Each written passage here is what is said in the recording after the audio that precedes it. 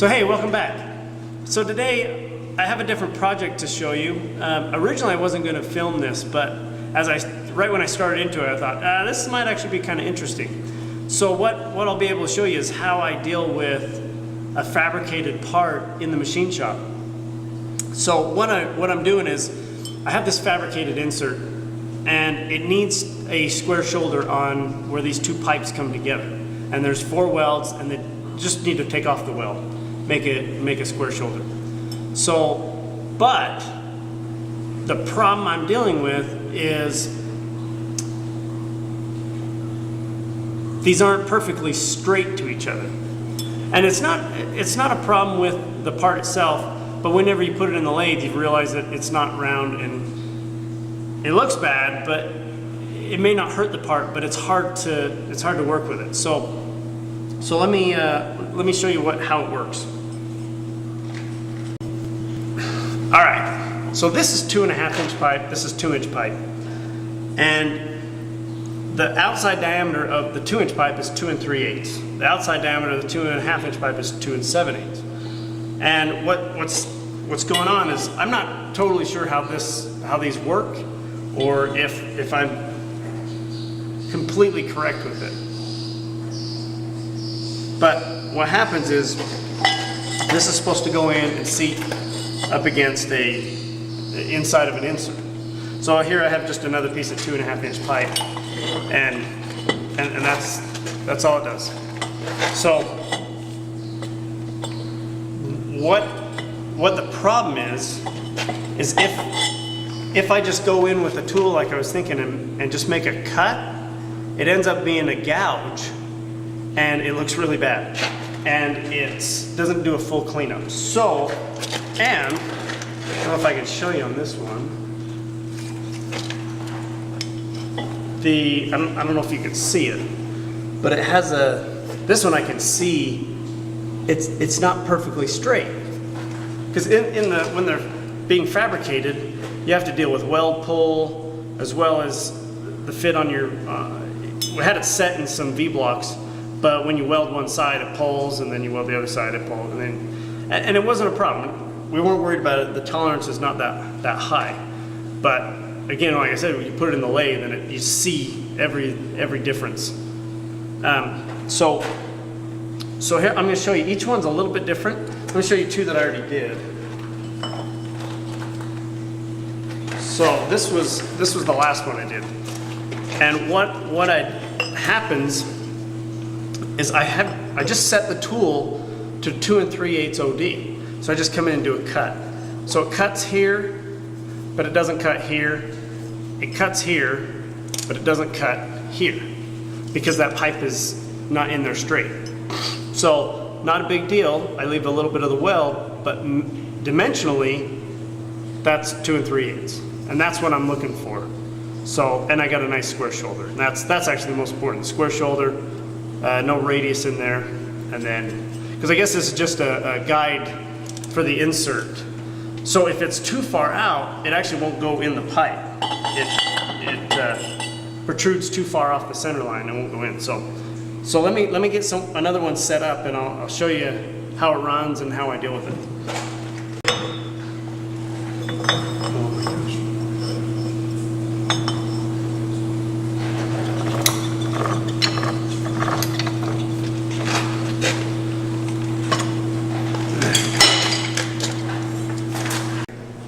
I don't know if you can see now. Let me turn it slow, and you can see how far out this pipe is. You see how eccentric that is, and that's just part of the fabrication process. Or that's what you try and avoid that, but it just happens when you're doing 32. When you're doing a large amount, it's hard to make each one exact, because each weld can be different.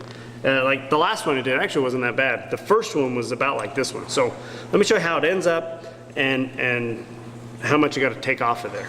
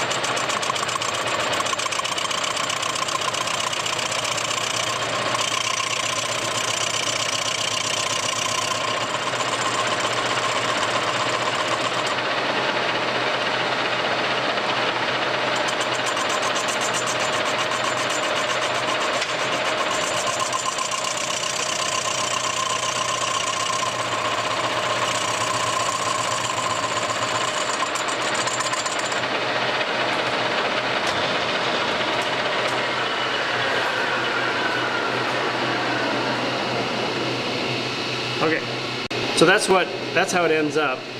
And let me get you down on the end here.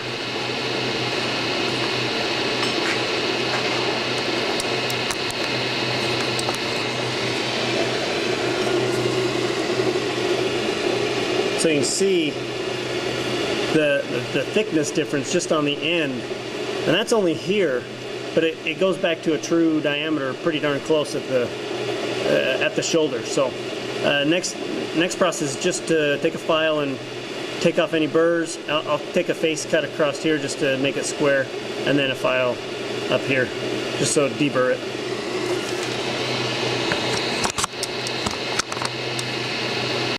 I didn't mention before, this is 304. I hate machining 304 stainless. 316, no problem. I shouldn't say that. 440 is even worse, but it's just gummy. I know some people say, oh, aluminum is so hard. No, 304 is hard. Aluminum is easy. It's right on that verge of being soft, but hard.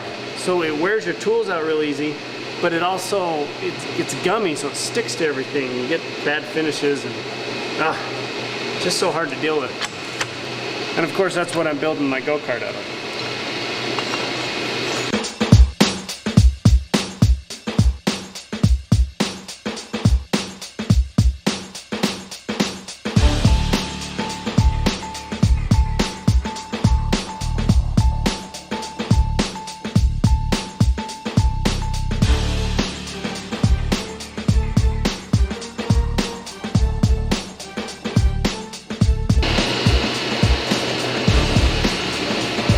Let's keep track of the good ones and the bad ones. Not that they're bad, but let's see how my fitter did. So we've had 3 good ones and 2 bad ones so far.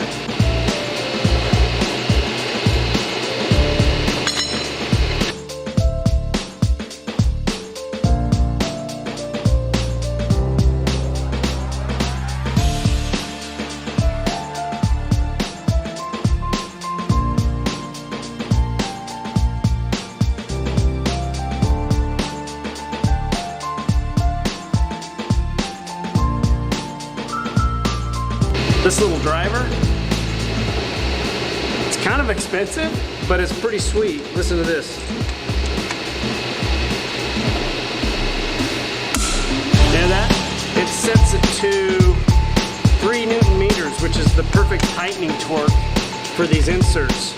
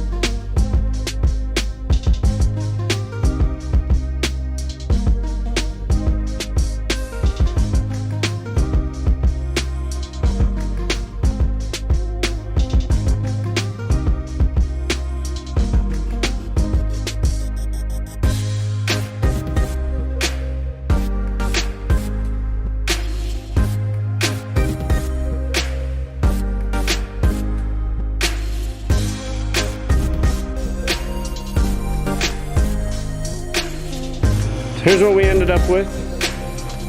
We've got, what do we end up with? 1, 2, 3, 4, 5, 6, 7, 8, 9. 9 bad fit, and the rest 30, oh man, 22 good fit. So the next step is sandblast, and they'll be ready to ship out. Let's go do the sandblast real quick. So I want to do a quick discussion about pipe and my experience with pipe roundness and using pipe in the lathe. So first of all, there's 2 main categories of pipe. There's welded, oh wow, and then there's seamless. And the difference between the 2 is just as it sounds. Welded has a seam in it that's been welded. And then seamless, of course, has no welds in it. It's actually an extruded product. And there's different ways of welding for welded pipe. There's some that actually you see the weld. It's a flux cord or some kind of filler wire. And then there's ERW, which is about pretty much all small bore pipe, thin wall pipe. Usually it's only the larger. I've seen 20 inch and above you can actually see the weld, or a really thick wall, 1 inch and above has a weld, but most of it's ERW, electric resistance welded. And of course seamless doesn't. So what happens when they make welded pipe, or let me start at seamless. When they make seamless pipe, they run it through a die. They extrude a billet through a die, and it comes out, and then they run it down the line, and they'll make a certain length and then cut it up, and there's your pipe. Then, and it's usually, I know different grades. Some stainless, they heat it up. I mean, they call it cold working, but it's still hot. And so you'll get expansion, contraction, stresses, whatnot. ERW, on the other hand, what happens is it starts out as a plate, usually a flat bar, and then they'll roll it, and that plate will eventually turn into a pipe. And then they put it together and they'll weld that seam. And then after it goes through, they'll heat treat it and do other things to it. And then they'll run it over a set of dies. And I'm going to draw these horribly. And usually this is done just right after the welding process. That's to make sure that as it came together, the weld didn't distort the plate, and it's nice. So what that means to these 2 different pipes is this is more round than seamless. Welded pipe is more round than seamless pipe. There's one more category on kind of, these both diverge into another category called DOM. And DOM, similar to this process, is drawn over mandrel. And what they do is they take a pipe and they run it under a smaller die and cold work it down to a slightly smaller diameter. And what that does is it makes it extremely tight tolerance on the outside diameter and inside, depending on how they do it. So you can get seamless pipe as a DOM and ERW as a DOM. And when you're talking about in a lathe, this is the best. It machines nice. It's almost like a piece of bar stock. So in terms of tolerance, what I've seen is seamless pipe, if you're going to do a cleanup pass, you're going to be looking at anywhere from 25 thousandths to 45 thousandths of cleanup. That's how much material you're going to have to take off that diameter to get a consistent finish. Welded, on the other hand, you're going to be looking at 10 thousandths to 25 thousandths of cleanup. It's quite a bit different. I used to think that seamless would be better because it's higher pressure, it's more expensive. But when you're going from a pipe fabrication to machining, there's a big difference between the two. And you notice it as soon as you put it in the lathe, the differences in there. So a really funny story along the lines of that pipe.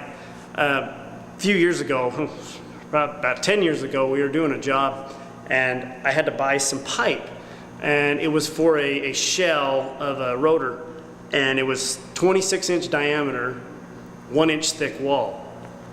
And it needed to be pretty concentric because of how we were using it.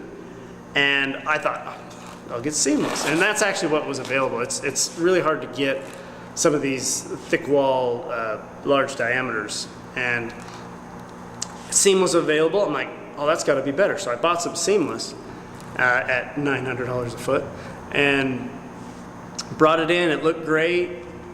Unloaded off the truck, and it was 1-inch difference at 90 degrees. Well, so we rejected it, sent it back, got another one, put it on, and it seemed okay. Now the reason why I wanted seamless is since the way we were using it, there was a part that went on the inside that spun, and if you use welded, you have to actually crawl inside this pipe and grind the weld out, because like I said, those thicker wall pipe have you can see the weld. So it's like drawing straws, who gets to climb in the pipe to weld the seam, and I'm the smallest guy, so it's usually me. Anyway, so I bought this seamless pipe thinking, hey, I don't have to climb inside to weld this seam, or to grind out the seam. So I got it, we rejected the first one, got the second one, put our rotor inside of there, and it was a nightmare.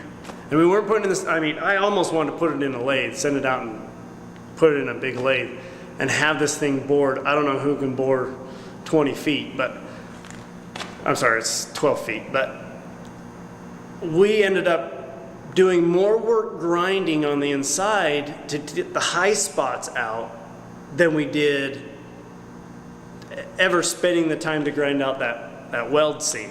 So on the next job, the next thing we built, we did that, and Smart came in, and I bought a welded pipe, and I was surprised because wow, it's actually more round.